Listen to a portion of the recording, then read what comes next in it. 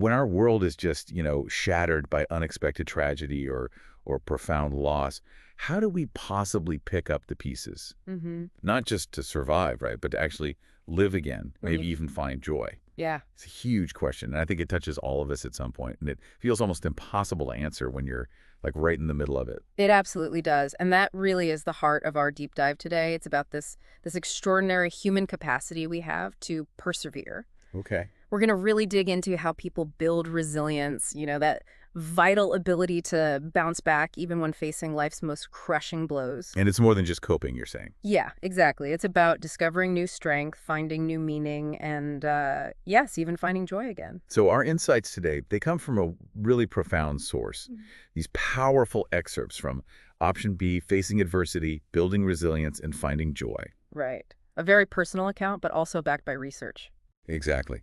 And our mission here is to genuinely unpack the most important nuggets, the key takeaways from these experiences and the research behind them. Think of it as a shortcut, maybe? Yeah, a shortcut to understanding the psychology of recovery, the huge challenges of regaining confidence, and how you might rediscover joy for yourself, or maybe for helping those you care about.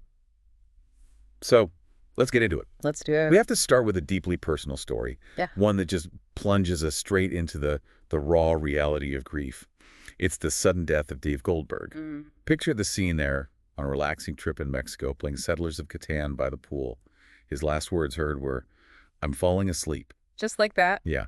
Then that jarring moment of realizing something is terribly wrong, followed by the heartbreaking confirmation. And just hours before, he was smiling, wasn't he? There was a picture. Yeah, a picture of him with his iPad. The impact of losing him was just immense. He was described as my rock, providing that deep understanding, support, love. It's the person you expect to spend your life with. It's exactly gone. And what's really striking there, I think, is how quickly that grief, that raw pain, can morph into something else. Fear. Fear. How so? Well, C.S. Lewis wrote about this so poignantly, didn't he? He said, grief felt so like fear. It wasn't just sadness, it was this constant pervasive terror, a feeling that the waves of despair would just never, ever stop. Like being adrift. Totally. And in that overwhelming void, a letter came from an acquaintance. Meant well, she'd lost her own husband years before. Okay, trying to connect. But it actually destroyed hope. She said time had not lessened her pain. Oh, no. Yeah, it made the future feel just endless and empty. It's such a powerful example of how comments, even well-meaning ones, can land so differently than intended. That hits hard. And it makes me think immediately about what psychologists call the 3 Ps, these, traps that can really amplify suffering after a setback. Right. Those are crucial to understand. The first is personalization, this belief that the setback is somehow all your fault. Taking it all on yourself. Yeah. And the book mentions looking back after a first marriage ended, feeling like no matter what I accomplished, I would always be a massive failure. Just this overwhelming sense of personal fault. But the irony. The beautiful irony, right? Yeah. That very setback, that feeling of failure, directly led to meeting Dave. So while it felt so personal and damning then, it actually opened a door. It shows how that personalization lens can be really distorting. Yeah. And the second P... That's pervasiveness. The belief that this one negative event will just contaminate everything, all areas of your life. Like a dark cloud covering the sun everywhere. Exactly. And while that feeling can be totally overwhelming in the moment, the book points out there are often these, glimmers of contradiction if you looked really closely. Okay, like what? Well, the children were still sleeping. They were crying less over time. There was access to grief counselors. Financial resources were there. And this incredibly strong support system of family and friends who were literally carrying them sometimes. So even in the absolute worst moments, not everything is broken. It just feels like it is. Exactly. And the third P, which I think is maybe the trickiest one, is permanence. This belief that the pain, this specific pain, will last forever. Ah, yes, the feeling that this is your new forever. Right. And our minds, they often brace for the worst. They kind of overshoot. There's research on this, isn't there? Yeah. Effective forecasting. Yes, exactly. Effective forecasting. It's basically how well we predict our future emotions. And the studies consistently show people tend to, vastly overestimate how long negative events will really affect them. It's fascinating. So, students after breakups. They were happier faster than they predicted they'd be, or assistant professors who were denied tenure, they bounced back quicker emotionally than they thought possible. Wow. even something smaller, like getting a bad dorm room. Yeah, even that, it didn't make students nearly as miserable for as long as they anticipated. Understanding this cognitive bias, it can be incredibly liberating. It reminds you that even the deepest pain isn't necessarily a life sentence. That's such an important point. And it kind of raises an interesting question about those first steps, the initial coping mechanisms. You see different approaches, right? You do. In Jewish tradition, for example, there's Shiva, that 7-day period of intense mourning. Right. Intense focus on the grief. Intense focus, but then, crucially, after those 7 days, you're encouraged to resume regular activities. It's not about forgetting, not at all. It's about re-engaging with life. And that kind of mirrors advice from child psychologists, too, doesn't it? Get kids back into routines quickly after a loss. Precisely. It's almost like a forced normalcy, but there's a reason for it. It provides structure when everything else feels like chaos. And the experience described in the book reflects this. Returning to work after just 10 days. It felt like a complete haze. I can only imagine. Yeah, discussions felt totally meaningless. But then something shifted. For just like half a second, the sheer focus needed for work allowed a fleeting moment of forgetting the death. A tiny escape. A tiny escape, yeah. A moment of actual relaxation, surprisingly. And over time, that half a second started to grow. Work became a place to feel a bit more like oneself again. And it revealed kindness, too, right? From An college. incredible wave of kindness, yeah. It became a true lifeline, actually. You know, if we zoom out from the personal, this really highlights how crucial the workplace response is when employees are grieving. Definitely. It's quite sobering when you look at the stats. Only about 60% of private sector workers get paid time off after a loved one dies, and often it's just, a few days. Just a few days. And you're completely shattered. Exactly. And we know grief profoundly messes with job performance. It leads to huge productivity losses, estimated at a staggering $75 billion a year in the U.S. 75 billion. Yeah. So providing proper time off, flexible hours, maybe financial assistance, it isn't just the compassionate thing to do. It's actually a profoundly wise business practice. You get back a little loyalty, Yeah. productivity. Absolutely. You get a more loyal, more productive, and frankly, a more human workforce. It pays off. Okay, so beyond coping individually, let's shift to connection. The importance of communication when you're facing adversity. Have you heard of the mum effect? The mum effect. Tell me more. It's this phenomenon where people just avoid delivering bad news. Doctors maybe hold back a bleak prognosis, or managers put off telling someone they're fired. Okay. Avoiding the awkwardness, the pain. Right. And this totally extends to personal tragedy and even sensitive topics like racial injustice. People might say absolutely nothing. Leaving the person suffering in silence. Exactly. And for the person going through it, that silence is just crippling. They desperately need to know they're not crazy to feel the way they do. And often it comes down to the discomfort of others, doesn't it? Friends, even really close ones, they just don't know what to say. Yeah, that palpable awkwardness, strained relationships. The book mentions when people asked, "How are you?" The impulse was just to scream, "My husband just died. How do you think I am?" Right. That unacknowledged elephant just sitting there in the room, it creates such a profound sense of isolation. Which is exactly why finding kindred spirits becomes so incredibly important. People who get it. Yeah. The most genuinely helpful support often comes from people who've been through something similar. You see it with military vets connecting, or rape survivors, or bereaved parents. There's this immediate, unspoken understanding. No need for explanations. Exactly.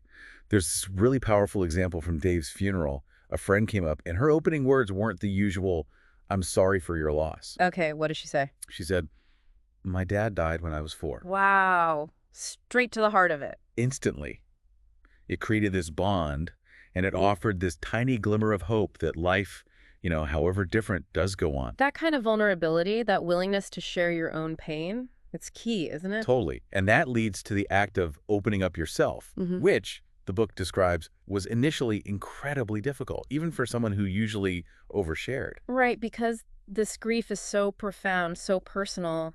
But deciding to express those emotions, actually posting on Facebook about the grief, even though it felt incredibly raw, it turned out to be helpful. Really? How so? Well, it led to this simple but really profound suggestion from someone. Instead of asking, "How are you?"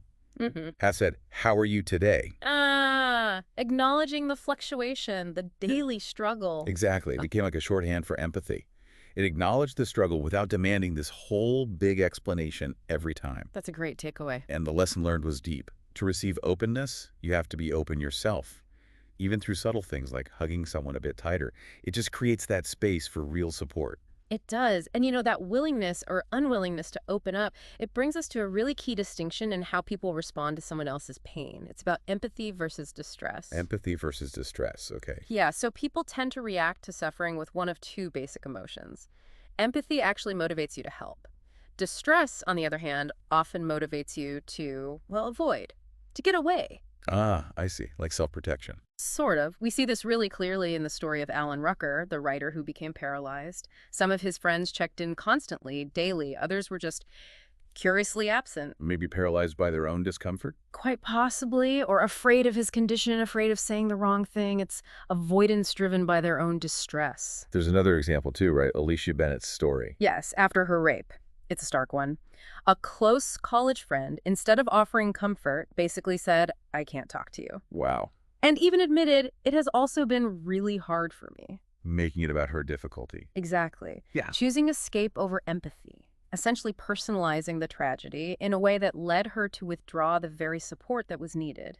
It's a tough truth, but important to see. So understanding these external reactions is vital. But then there's the internal work. And often the biggest internal shift needed for recovery is embracing self-compassion. Sounds simple, but it's incredibly hard, especially after a major loss or a mistake. Yeah, the book mentions Catherine Hoke's story. After a significant personal mistake, she felt just covered in the thickest wall of shame. It led her to attempt suicide. Just consumed by shame. Completely. And self-compassion is what allows us to grasp that, doing a bad thing doesn't automatically make you a bad person. That's such a critical distinction. It's about feeling guilt versus feeling shame. Explain that difference. Well, guilt is often constructive, right? It says, I did something bad, and it can motivate you to apologize, make amends, improve. Shame says, I am bad. It makes you feel small, worthless, and often leads to hiding or self-destruction. That resonates with Brian Stevenson's point too, doesn't it? Oh, powerfully. His point that each of us is more than the worst thing we've ever done. It's about seeing the whole person. So how did Catherine Hoke find that self-compassion? She actually found it by owning her mistakes. She made amends. She even wrote this incredibly frank, honest letter to like 7,500 supporters. That takes courage. Huge courage. And over 1,000 people wrote back, thanking her for her honesty, saying they still believed in her. And she says it was those people who loved me back to life. Wow. So self-compassion, met with external validation, can be incredibly healing. Profoundly healing. Yeah. Okay, so we've talked about the emotional landscape, the reactions of others, the internal shift. What about practical tools, things people can actually do to build resilience and maybe rediscover joy? Right, let's get practical. One really effective tool, surprisingly simple perhaps, is expressive writing. Journaling. Just writing things down. Just turning your feelings into words. It helps you process things, helps you overcome adversity. There's solid research on this. Jamie Pennebaker's studies showed that journaling for just 15 minutes a day for 4 days about traumatic experiences. 15 minutes for 4 days, that's it. That's it. And while it was painful initially, 6 months later, those people showed significantly improved emotional and physical health. It helps get those swirling thoughts out, organizes them somehow. And it's not just for big T's trauma, right? Not at all. Even short, infrequent writing about daily stresses or challenges can boost grades, reduce absences from work, even improve health markers like T-cell counts. Okay. It's about getting those thoughts and feelings out of your head and onto the page, basically. Processing them instead of letting them just ruminate and overwhelm you. Small act, big returns. I like that. Small act, big returns. What else? Another incredibly simple yet really profound shift comes from the 3 things that went well exercise. Okay, I think I've heard of this. You just write down good things. But literally, 3 positive things that happened each day. And crucially, they don't have to be huge achievements. Like cured cancer or solved world peace. No. More like made tea or focused for most of one meeting or had a nice chat with the cashier. Really basic stuff counts. And the point is? The point is that this practice slowly, deliberately shifts your focus. You start noticing the good, however small, instead of only dwelling on what went wrong. It's a critical step in recovery, I think. I can see that. Yeah, I find it helps me even just on a regular stressful day, not necessarily after a tragedy. exactly. It's a generally useful tool for well-being, and it connects to this broader fundamental truth about finding joy in small moments. Right, that happiness isn't always about the big peaks. Less about the intense, big milestones, graduating, getting the dream job, whatever. It's much more about the frequency of positive everyday experiences. So after a loss, it's about re-engaging with those simple daily things. Actively re-engaging, yes. Annie Dillard wrote it beautifully. How we spend our days is how we spend our lives. Hmm. There's a story in the source about a friend going through a depressing divorce. She made a list of small joys like musicals, art books, Slide, okay. flan, and she committed to doing one small joyful thing daily. Blogger Tim Urban puts it perfectly too. True happiness is often found on hundreds of forgettable Wednesdays. Forgettable Wednesdays. I love that. Yeah, even just savoring the taste of French fries or noticing the comfort of your pillow. Allowing yourself to notice and appreciate those tiny moments can bring immense joy, especially when bigger joys feel out of reach. But then what about that feeling, that guilt? Survivor guilt. Ah, yes. The thief of joy, as it's called in the book. Yeah, when a loved one dies, Yeah. that feeling of, why am I still alive? Why do I get to experience anything good? Mhm. It can be so insidious. And it's not just unique to grief either. People who don't get laid off when their colleagues do can feel it too. Right, so how do you fight that? The book mentions a moment of joy on a dance floor after Dave's death being immediately sort of smacked back down by guilt. Yes, like your own happiness feels like a betrayal somehow. Exactly. But here's where it gets really interesting, and I think incredibly powerful. Dave's brother gave this profound gift. He told her he would want you to be happy, even now. Don't take that away from him. Wow. Reframing it completely. Completely reframing it, it's essential. And also the realization that your own mood, your own ability to find moments of joy profoundly impacts your children. That can be a huge motivator. So joy isn't a betrayal, it's a continuation of love, Yeah, a responsibility. precisely. It's about honoring the person who's gone by living, not just by lingering in sorrow forever. And then there's the future. Tragedy doesn't just steal the present. It feels like it erases the future you thought you had. All those hopes and dreams just gone. It feels like your entire possible future self has been wiped out. Yeah. But the book suggests maybe the disappearance of that one possible self can actually ironically free you up. For you to imagine a completely new one. Helen Keller put it so well. When one door of happiness closes, another opens. So new possibilities emerge from the wreckage. Sometimes, yes. We see it with people finding totally new career paths after a crisis, like people joining fire departments or Teach for America after 9/11. And for many, finding new love eventually can bring laughter back. It can boost confidence, help you expand your identity again, and crucially, help you focus on the present and the future, rather than being solely defined by the past loss. Okay, so building resilience in ourselves is one thing, but this brings us to a really critical point. How do we foster it in others, especially in our kids? Yes, absolutely critical, because resilience isn't some fixed trait you're born with, right? It's a lifelong project. It absolutely can be built. Lifelong project, I like that. And we can help kids develop 4 core beliefs that are really foundational to this. Okay, what are they? First is a sense of control over their lives. Kids who genuinely feel they have some agency, some ability to shape their own fate, even in small ways, are far more resilient. Like Kathy Anderson's program, Change Your Shoes. Exactly. Yeah. For victims of sex trafficking, it helps them see they have choices, even tiny steps they can take to improve their lives.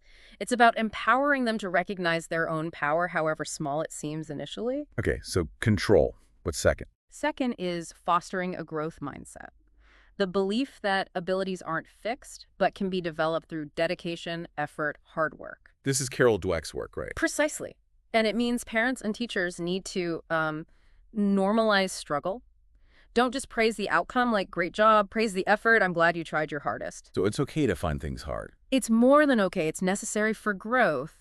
Remind kids, as Dweck suggests, the feeling of math being hard is the feeling of your brain growing.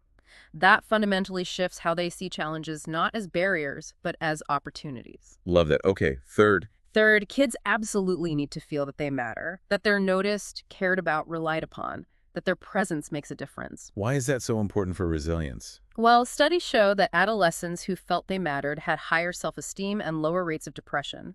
It validates their existence, their unique contribution, makes them feel connected and valued. Okay, control, growth mindset, mattering. And fourth, And finally, helping kids know their own strengths. Not just academic or athletic strengths, but character strengths. Courage, creativity, kindness, perseverance.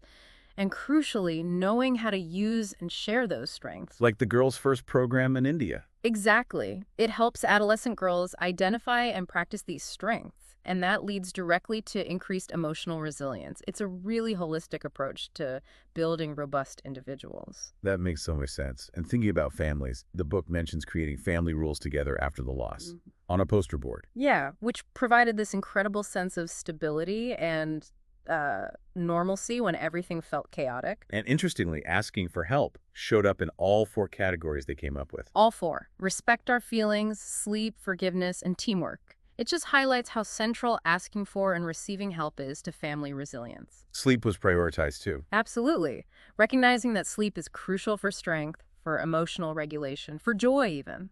Basic needs become paramount. It underlines that idea of companioning you mentioned earlier. Yes. Just walking alongside someone in their grief, listening, being present even when you can't fix it. That is a powerful form of help. It's also interesting how sharing family history, even the tough stuff, can help. It really strengthens coping skills, gives kids a sense of belonging, a narrative.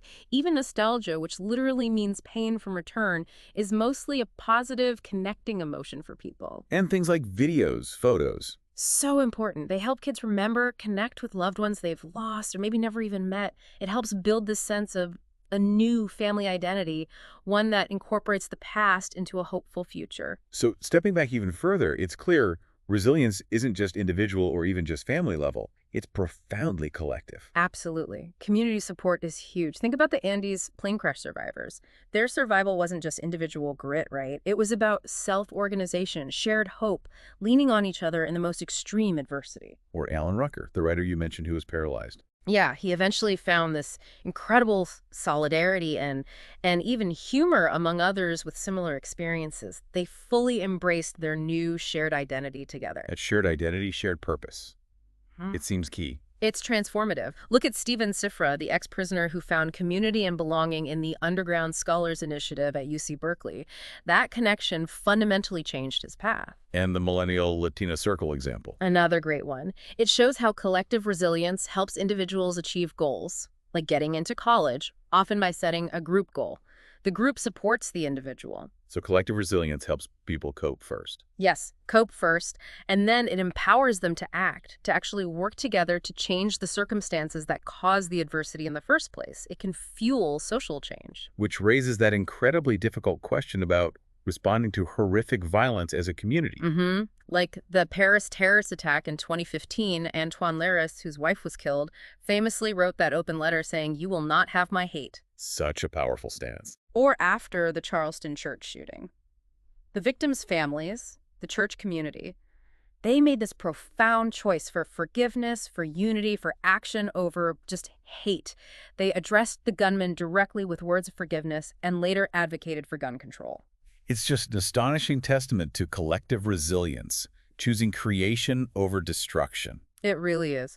And this idea extends into organizations, too. Businesses, nonprofits, they need resilience just like individuals do. Like SpaceX. SpaceX is a perfect example. They had multiple very public rocket failures before they finally succeeded. Right, lots of explosions. Lots of explosions, but they persevered, they learned, and their eventual triumphs were arguably more meaningful because they came after those profound disappointments, driven by this relentless commitment to learning. And companies rallying employees like SurveyMonkey after Dave Goldberg's death. Yeah, using hashtags like #MakeDaveProud. It shows how a shared purpose, a collective sense of mission, can really drive recovery and keep things moving forward even after a devastating loss. And a lot of that organizational success seems to come down to how they handle failure. Absolutely. Creating a culture where failure isn't something to be hidden or punished, but is actually seen as a learning opportunity. That's crucial. You see it in military debriefs Right. or hospital M&M conferences. Exactly. Morbidity and mortality conferences. When it's psychologically safe to talk openly about mistakes, people are way more likely to report errors, which means everyone can learn and they're less likely to make those same errors again. I love the idea of academics creating failure resumes. Isn't that great? Hilarious, but also brilliant. It normalizes setbacks, shows that imperfection is part of the journey, part of growth. It all seems to boil down to open, honest communication. Fundamentally, yes. Look at that outdoor clothing company, Kind Design. They had a devastating flood damage their inventory. Okay, disaster. Total disaster. But they turned it into a marketing opportunity. They power washed the damaged gloves, advertised them as flood gloves, symbolizing durability, resilience. Wow, embracing the flaw. Exactly. But that requires transparent communication, a real willingness to learn from the disaster, not just hide it. Actively asking for criticism, for instance, is such a strong signal that you actually care about improving. Like the motto, nothing at Facebook is someone else's problem. Right. Or encouraging those hard conversations, setting high expectations, but providing high support. That fosters an environment where challenges are met head-on, collectively, not swept under the rug. Okay, so wrapping this up, thinking about our listeners, what does this all mean for you? What we've really seen today is that resilience, it isn't some, mystical quality you're born with or you're not. Not at all. It's a capacity, something you build. Yeah, a profound capacity built through deliberate choices, right? Yeah. A willingness to be vulnerable, maybe, and a deep commitment to connection with others. And it's found everywhere, in those smallest, forgettable daily acts of joy we talked about. The flan moments? The flan moments. And also in the largest, most impactful collective movements for change. It can be cultivated personally, nurtured within families, built across whole communities and organizations. It's truly inspiring, I think, to consider that we can experience post-traumatic growth, finding that unexpected strength and meaning after tragedy. Which is incredible in itself, but we can also strive for pre-traumatic growth. Pre-traumatic growth. Meaning actively building our resilience before adversity strikes, strengthening our foundations, our connections, our coping skills now, so we're better prepared for whatever life throws at us. So the final thought for everyone listening is maybe this. How can you foster this resilience within your own life, within your family, your workplace, your community? How can you build those foundations now, ensuring that even when faced with the unthinkable, that light within, that capacity to bounce back, maybe even bounce forward, won't be extinguished? It's a powerful question, and perhaps the most important takeaway from our deep dive today. Something to definitely consider as you navigate your own journey.